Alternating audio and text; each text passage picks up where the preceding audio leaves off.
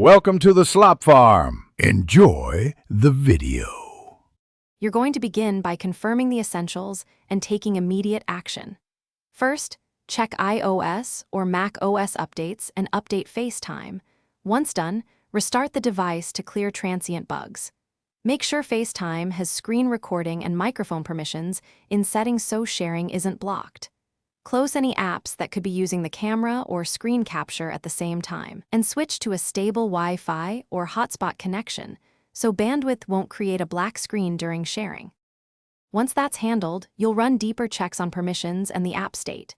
Force quit FaceTime and relaunch it, then attempt SharePlay or screen share to see if the black screen persists. This clears temporary glitches. On a Mac, open System Preferences, navigate to Security and Privacy, and verify screen recording and camera permissions for FaceTime. On iPhone or iPad, go to Settings, find FaceTime, and toggle screen sharing and camera access, off then on, to reapply permissions and refresh the service. Finish by isolating the problem and applying final fixes. Test screen sharing with a different contact or use another device to determine if the issue is on your side or the recipient's. This narrows troubleshooting. Turn off AirPlay, Bluetooth, and any VPN, then reboot your router if the network seems unstable. If sharing still shows black, sign out of FaceTime and sign back in to reset account sessions.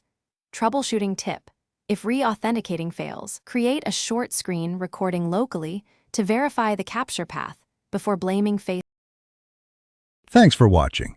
Consider subscribing if we helped you today.